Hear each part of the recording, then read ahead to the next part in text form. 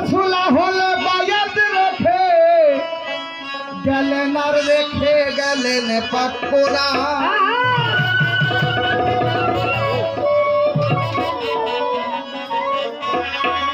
রাসূল হল বায়াত রেখে গেলেন আর রেখে গেলেন পাক কোরআন। যেই কোরআন হয় মানব মুক্তির সংবিধান। কত সুন্দর কথা বলা, তাই না? রাসূল আহলে বায়াত রেখে গেছে আর রেখে গেছেন পাক কোরআন, যেই কোরআন মানব মুক্তির সংবিধান। তাহলে এখানে কি পাইলাম? কোরআন শরীফ নামে যেই সূরাটা, যেই কোরআন আমরা পড়ি, এই কোরআনের কথা তো বলে নাই, এই কোরআনের কথা তো এই গানের মধ্যে পাই নাই। কেন পাই নাই একটু শুনেন। আমার দয়াল নবী যখন আহলে বায়াত রেখে গেলেন ওই সময় তো এই কোরআন ছিল না। তাহলে আমার দয়াল নবী কোন কোরআনের কথা বলল? আমার দয়াল নবী পর্দা নেবারও 20 থেকে 30 বছর পর এই কোরআনটা সংকলন হয়েছে, ছাপা আকারে, পুস্তক আকারে আমরা পাইছি। এই কোরআনের কথা বলে নাই। তাহলে ওই সময় আহলে বায়াত বলতে আমরা বুঝি আহল মানে বংশ। সেই বংশ কারা? নবীর বংশ। মাওলা আলী, মা ফাতেমা, ইমাম হাসান হুসাইন, খাতুনে জান্নাত মা ফাতেমা তো জোহরা, আর আমার দয়াল নবী। এই তো পাক পাঞ্জাতন। এই পাঁচজন তো চিনলাম। তাহলে আমরা ওই পাঁচজনকে তো পাইলাম, কিন্তু কোরআনটা তো তখন ছিল না। আমার দয়াল নবী কোন কোরআনের কথা কইল? আমার দয়াল এই গানেও তাই লিখলো। আমার দয়াল সেই কোরআনটার একটু ফয়সালা আমাদেরকে করে দিবে। আহলে বায়াত রেখে রেখে গেলেন পাক কোরআন। আহলে বায়াত রেখে ওরে রাসূল আহলে বায়াত রেখে গেলেন পাক কোরআন। এই কোরআন হয় মানব মুক্তির সংবিধান। সংক্ষেপে দাও তার প্রমাণ, তো সংক্ষেপে দাও তার প্রমাণ। এই কোরআন হয় মানব মুক্তির সংবিধান।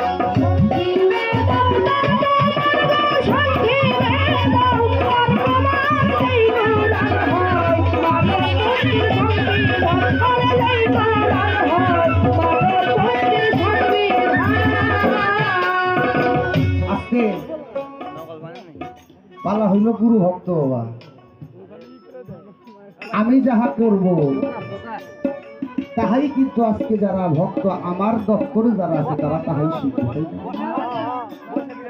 গুরুর দরবারে গেলে সর্বপ্রথম একটা কর্ম ওই ভক্ত থাকে। গুরুর দিকে কখনো মাথা উঁচু করে তাকিয়ে থাকা যাবে না। তার হাতটা থাকতে হবে হলে এরকম জোর হাত। সর্বপ্রথমেই যখন গুরুর নামটা নেওয়া হয়, বাবা গুরু যদি দূরেও থাকে, নাম নিলেই সেই জালাল চাঁদের ছবি অর্থাৎ যার যার মুর্শিদের ছবিটা কিন্তু তৎক্ষণাৎ তার চর্ম চোখের সামনে ভেসে ওঠে। এজন্যই গুরুর নামটা নিলেই মাথাটা নিচু করতে হয়। আর একটা আদব আছে বাবা, গুরুর দরবারে কখনো খালি হাতে কেউ যাবেন না। কোরআন শরীফের মধ্যে আছে যখন তুমি তোমার নায়েবে রাসূলের কাছে কোনো কিছু বলো তবে তাহাকে কিছু হাতিয়া দিয়ে তারপরে তুমি নত শিরে তাহার কাছে বলবে।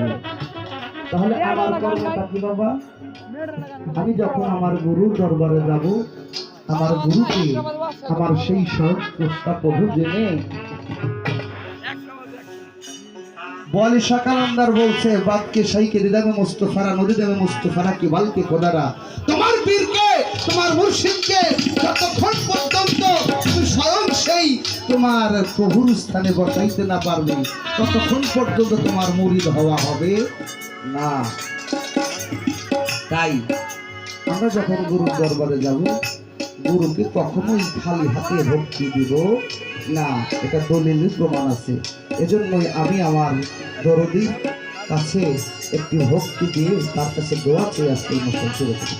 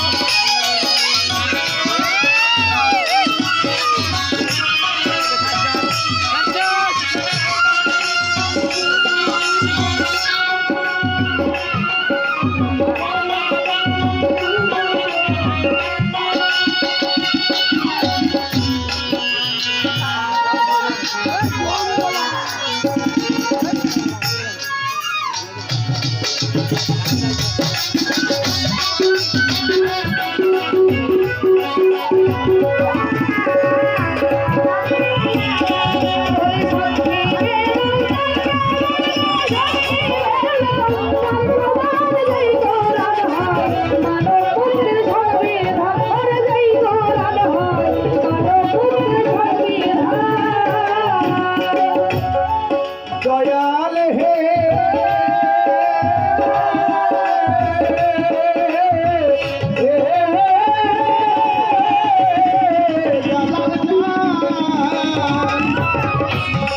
দয়াল পুরাণেতে প্রথমে বিসমিল্লাহর বাণী তুমি অর্থ মানে বলো শুনি বরকতটাকে দেখাও তুমি বরকত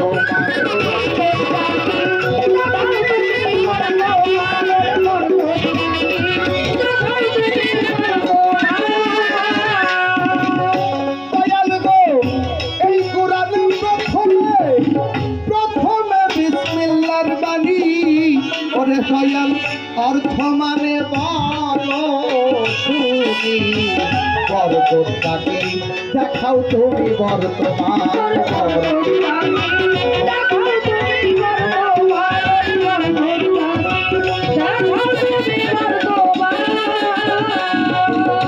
ওরে দয়াল উদ্ঘাটিকা সুরাত করতে হারে গয় মূল কুরআন উদ্ঘাটিকা সুরাত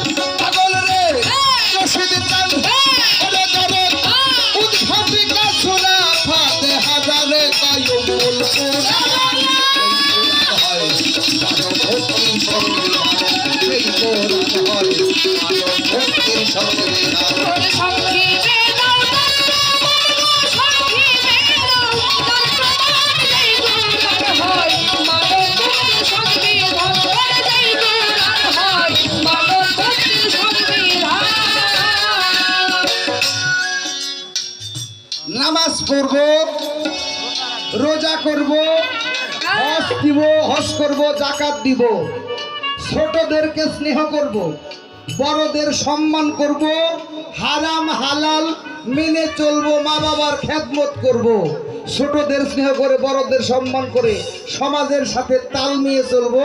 আসসালাতুল মেরাজুল মুমিন, নামাজ পড়লে সালাতের মাধ্যমে মুমিন লোকের আল্লাহর সাথে মেরাজ হবে, সমস্ত কিছুই হবে করব। তারপরও গুরু ধরতেই হবে। কেন? কি বাবা আমার কথাটাকে বুঝে গেছে? সমস্ত কিছুই করব, আমার আল্লাহ পাওয়া হলো। সালাতের মাধ্যমে যদি মুমিন লোকের মেরাজ হয়, আল্লাহ কয় নাই আসসালাতুল মেরাজুল ইনসান, বলে নাই আসসালাতুল মেরাজুল মুসলিমন, তাও বলে নাই মুসলমান, তাও বলে নাই। অর্থাৎ উনি বলছে মুমিন লোকের সাথে হলো আল্লাহর মেরাজ হয়। কোন এক সময় একজন মানুষ ইবাদত করতে করতে করতে করতে সে মুমিনের কাতারে পৌঁছে যায়। মুমিনের কাতারে পৌঁছে গেলে তার মালিকের সাথে সাক্ষাৎ হয়। কিন্তু এটা তো আমার কোরআনে বলছে, তারপরও কোরআনের মধ্যে এই তাগিদ আসছে কিনা যে তুমি যাহা কিছুই করো তারপরও তোমার বায়াত গ্রহণ করতে হবে। এই কথাটা কেন রাখলাম বাবা? এই যে অল্প কয়েকজন মানুষ এরা ধরে নাই, অবশ্যই এদের মধ্যে যে কোনো একটা সংশয় আছে। আমি এখানে একটু কথা রাখবো আপনার কাছে, আপনার কথা শুনে যারা গুরু ধরে নাই তারা যেন কালকেই জালাল চাঁদের মতো, আমার রোহিত চাঁদের মতো একজন মুর্শিদকে খুঁজে নেয়। আর যদি এর কোনো দলিলাদি না থাকে তাইলে যারা ধরছে যে এরাও গুরু দরবারে যাইতে গেলে এদের মনের মধ্যেও কিছু সংশয় থাকে।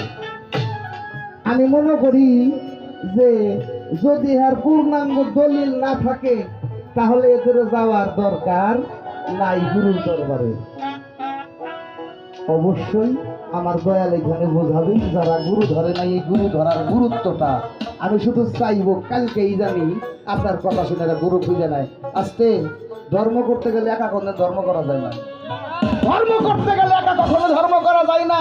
ধর্ম করতে গেলে একজন সহধর্মিনী লাগে, অর্থাৎ এই যে আমার মায়েরা বসে রয়েছে, এই যে আমার মায়েরা বসে রয়েছে, গুরুর দরবারে শুধু একাই যাইব তা তো হয় না। গুরুর দরবারে একা যাইতে গেলে যদি সেটা বেতরিকার হয় তাহলে তো গুরুর দরবারে যে যাইব তার ঘরের স্বামী ওই যাওয়ার আগেই গো বলে তোমার দরবারে যাওয়ান লাগবো না, কাল কাম আছে, অমুক জায়গায় যাওয়ান লাগবো, ওইটা বড় দরকার।